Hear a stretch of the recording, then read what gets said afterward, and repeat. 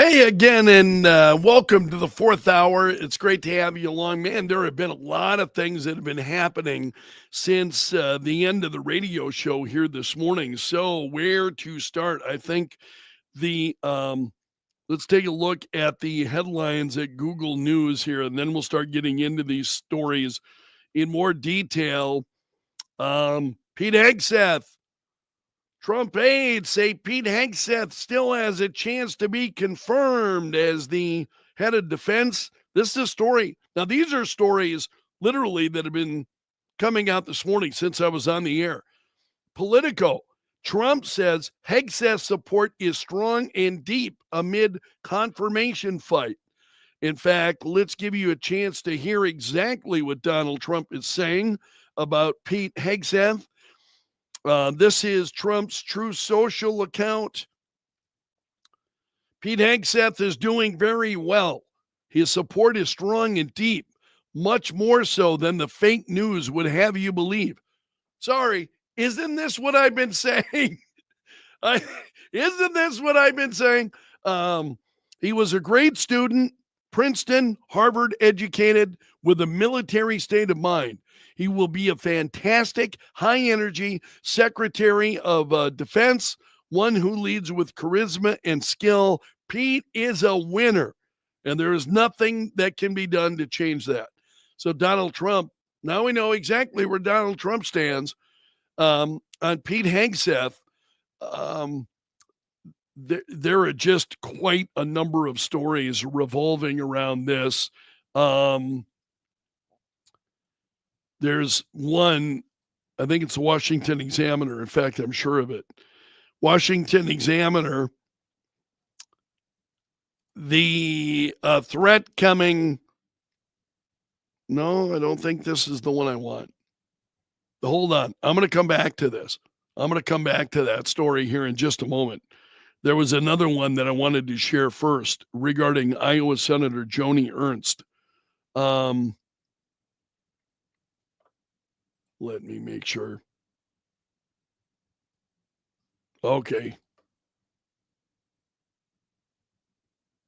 Here we are. This is it. Iowa Senator Joni Ernst made multiple calls to Trump before meeting Hegseth. And she asked Trump then to jettison Hegseth because after, this is according to the Federalist, after her meeting with Hegseth, she didn't give him a yay or a nay. She wouldn't, neither one. So she didn't say up or down. All she said was that she had met with Hegseth. So one unnamed source, after I carried on about unnamed sources this morning, told the outlet that she is waging a campaign to replace Pete with herself. She's constantly, this is now another person saying, now we're talking about Iowa Senator Joni Ernst here. She's constantly calling and nagging him. It wasn't just one time. Representative for Ernst spoke to the outlet, calling the allegation of Ernst interference Washington whispers and highlighting her meeting with Hegseth. But again, she didn't give him a thumbs up. She didn't say, I'm a definitive yes. I think that's what we need to be. That's what a lot of Americans are waiting for, especially a lot of Republicans are waiting to start hearing definitive yeses. Yes, I'm going to vote for Pete Hegseth. What we're getting is at best lukewarm kind of, keeping their options open. And so this is Mark Levin.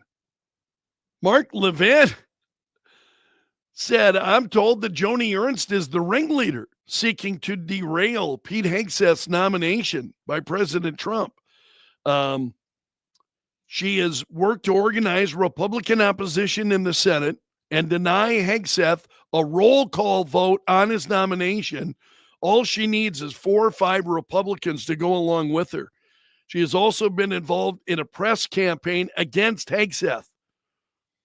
So Ernst has not, again, publicly, she said, I appreciate Pete's service to our country, something we both share. Today, as part of the confirmation process, we had a frank and thorough conversation. But again, still no, yes, I'm going to be supporting Pete Hegseth. A lot of this is, this, and Kathy is sharing what I just told you, that hearing this, and Mark Levin talking about it on his program last night. There's another story here that I want to share. This is from the Washington Examiner now this morning. The tepid Senate Republican response to some of Trump's nominees has got folks talking about primary challenges.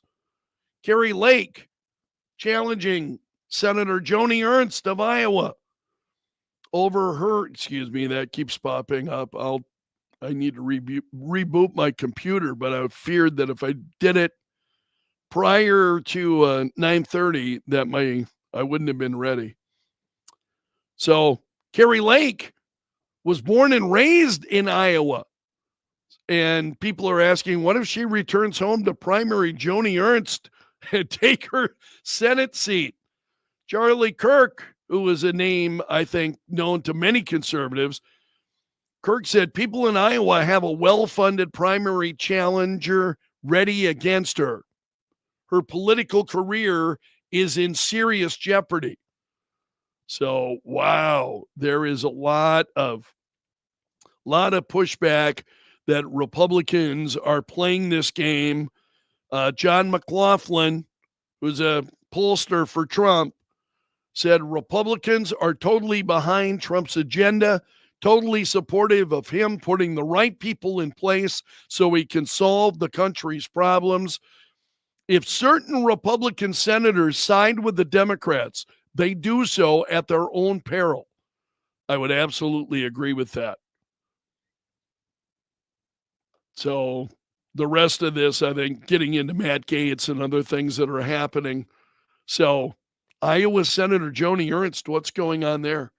If she is behind that, and again, I think when people don't tell you how they plan to vote, and they don't speak on behalf of these nominees, I think very forcefully. And I shared the clip from Senator Mike Rounds. Senator Mike Rounds had visited with Hegseth yesterday. And so I shared a couple of minutes of the senator's comments. And as Senator Rounds said, the president deserves to have his nominees and the people that he wants in place. And I think it would be, if in fact it's Iowa Senator Joni Ernst who is trying to torpedo Hegseth, that would not sit well with me. I don't know about those in Iowa, but that would not sit well with me if she were to do that.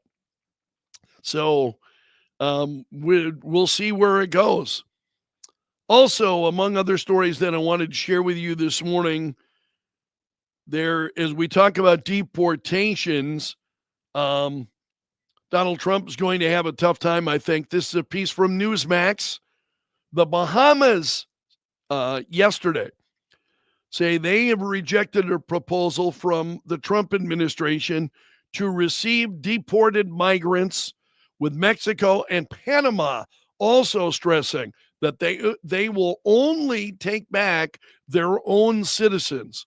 So letting these people in from all of these other countries, and some of these countries who are saying, no, thanks. No, we don't want them. We're not going to take them back. They're there now. They're your problem.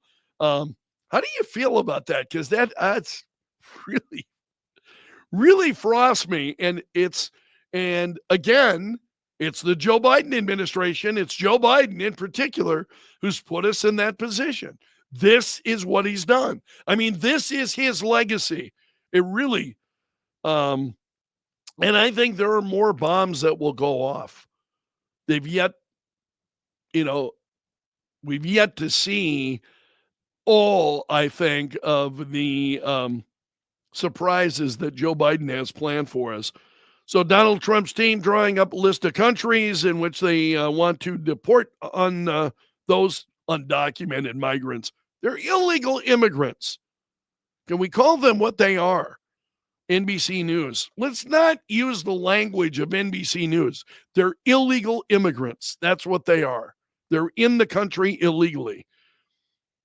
So countries are being considered, including the Bahamas, Grenada, Panama, as well as other places. So, yeah, pretty interesting.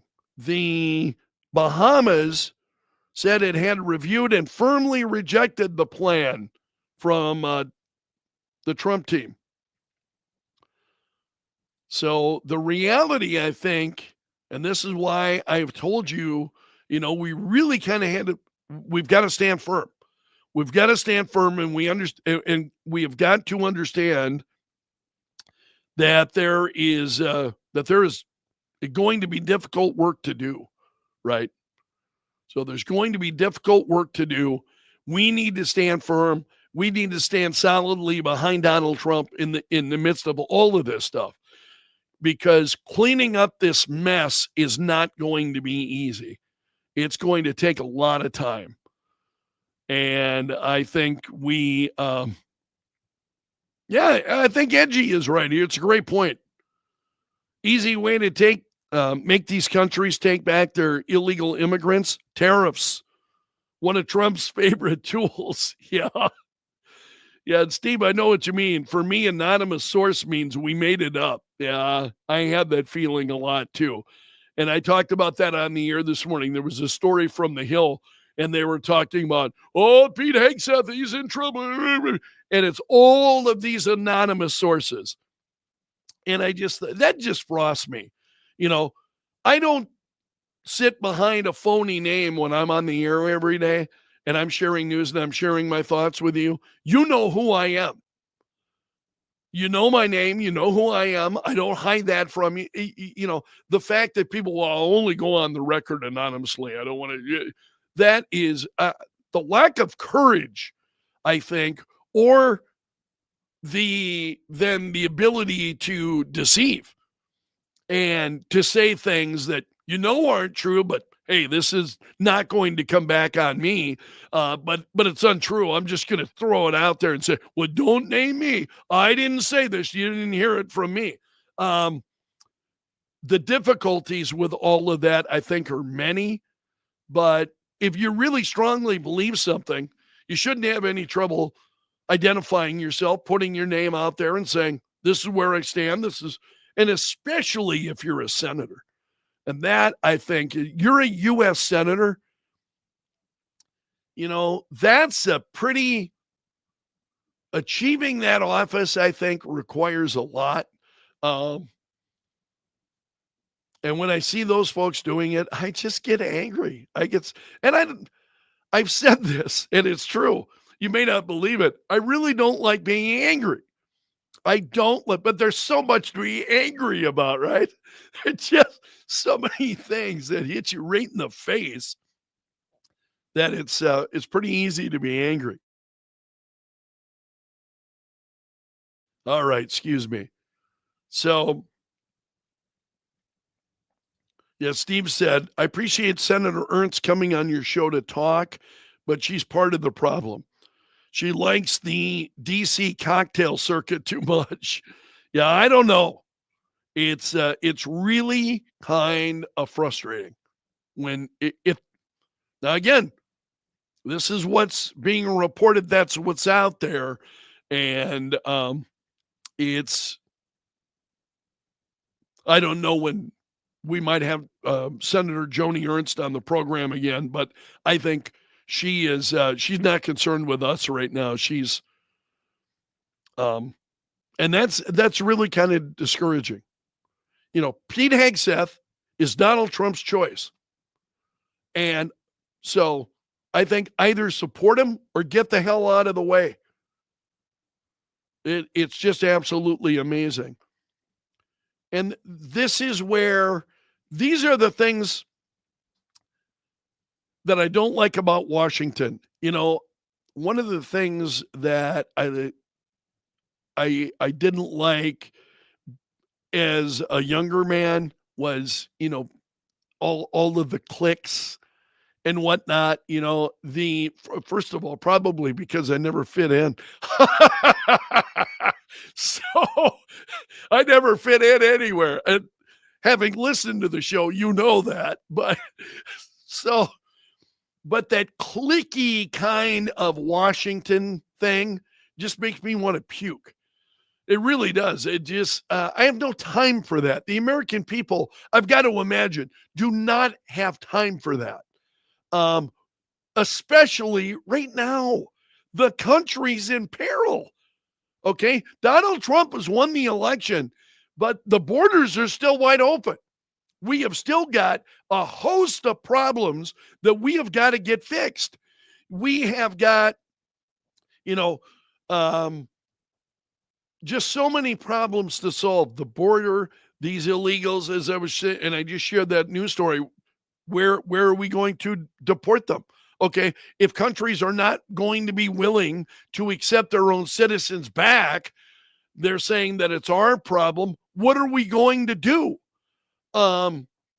These are really significant issues. So playing games in Washington to get a plum position that you want, I just have no time for it. And if it's, shown that there are those who are playing those games, it's really kind of discouraging to me and very upsetting. So, all right, let's see what else I've got before I work myself into a foaming frenzy here. This is, I had this in the stack of stuff this morning, and I didn't have time to share it. This is an editorial from the New York Post, and they aimed it at Politico. And they're saying, hey, Politico, what the heck makes the Post far right? So they go on to say, apparently they post Jason Beeferman. See, there are names that are worse than Belfrage. Beeferman would be. So Jason Beeferman snarked about how the influential far-right New York Post. And so they're saying, what in the heck makes us far-right? Yes, we're right of center for New York City. We mostly endorse Republicans and support Israel. Our news coverage includes plenty of shocking stories about President Biden's failures at the border, etc. But absolutely nothing puts us outside the mainstream of American public opinion, and a professional in the biz certainly ought to know that. So they go on to say, maybe Beeferman just meant to be cute, so on. But the problem comes from a journalistic and Democratic Party elite that would rather silence critics than debate them, who want to label opinions they disagree with as radical. It's the first step to groupthink. We're not far right. What are they? Where have you heard this before? We're common sense. We're not far right. We're common sense. This is why I love the New York Post. This is why I'm constantly on the Post every day, sharing stories and news from the New York Post, because they're not far right. They're common sense. Absolutely right. Just as folks on Main Street are. Politico just doesn't want to admit it. Great piece. So I wanted to applaud the New York Post and the work that they're doing there, because it's just great. All right, I want to look at some of your comments here.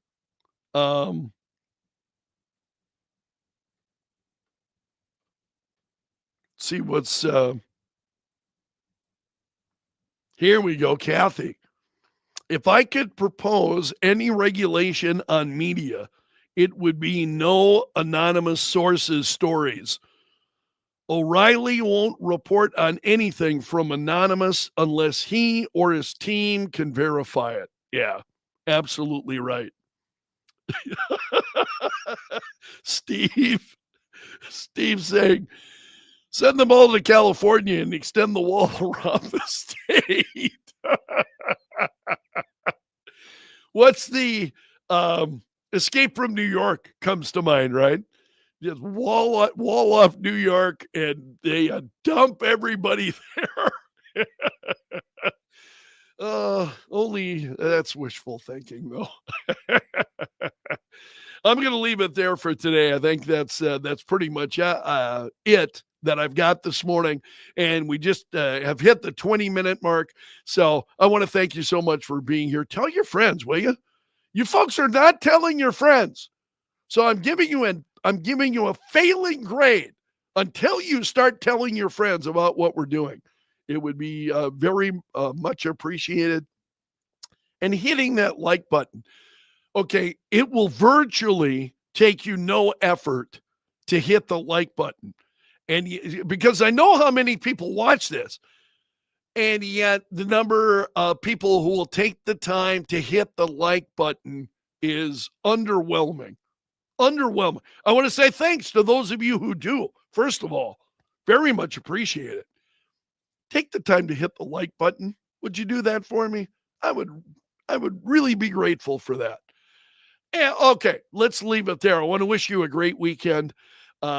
Enjoy this weekend and the time that we have. So I hope to see you again, man, on Monday. So long until then, my friend, and may God bless.